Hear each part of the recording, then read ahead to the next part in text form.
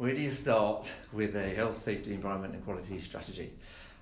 This is quite an interesting thing to consider because nobody really tells you how to start or where you go. You know, as safety practitioners, we learn all about sort of theories, we learn all about the knowledge and the technical things you need to know to do your job, but nobody really tells you how to sort of start a campaign or launch a strategy.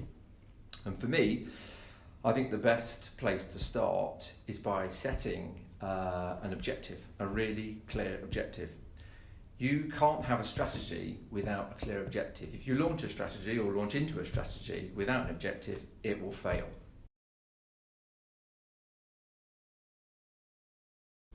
The next phase after once you've clearly defined your objective is then to work on your strategy. Now your strategy again has to be really simple.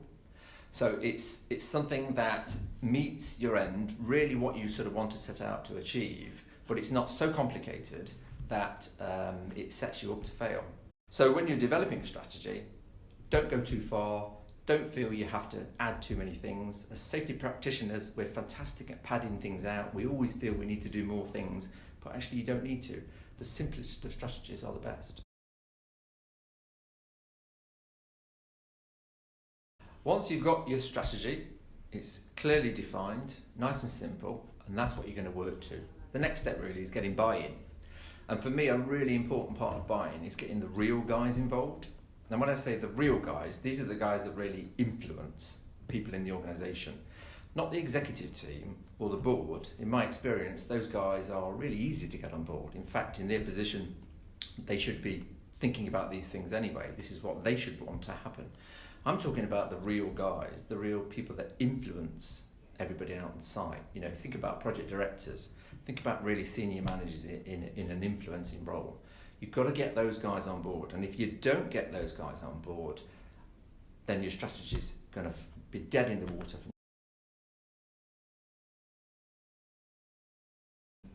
Don't beat about the bush, really. This is your opportunity to go big, and don't hold back. For me, you've got to communicate, communicate, and communicate. Tell people, tell them again, and once you've told them, tell them again. Don't be afraid to do that.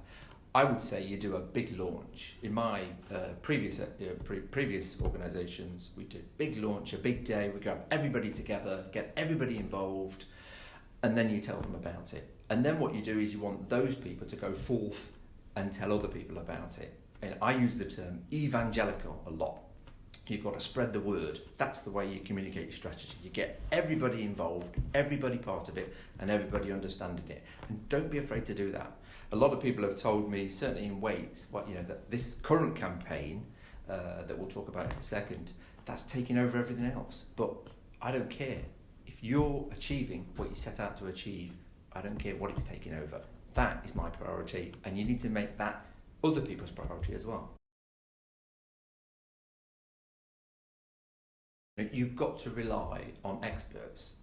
As safety practitioners, we're good, but we're not good at everything, and we can't be expected to do everything. So I'm talking, when you get people here involved to help you communicate, you've got to go and find the real experts. They might be in the organisation, or they might be outside. I'm talking learning and development experts, HR experts, communication experts, artistic publishers, anybody that can help you spread that message. And the more people, the better. It has to have its own brand. And what I mean by that is an identity that sets itself apart from everything else. You know, think about Apple, think about Coca-Cola. These are instantly recognizable brands. And that is what you need for your strategy, a brand that you stick to. And you've got to be very disciplined. A lot of people say to me that I'm quite pedantic when it comes to our brand around We're Safer Together, which is our current campaign. But you have to be.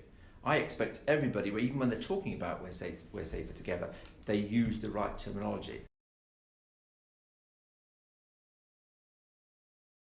You want to see accident and incident rates improve when you're looking at a health and safety campaign. But for me, the most important measure of success is what conversation's going on, how the conversation has changed. So what I mean by that is, you need to be able to go anywhere in your organisation and people are talking about your campaign, about your strategy.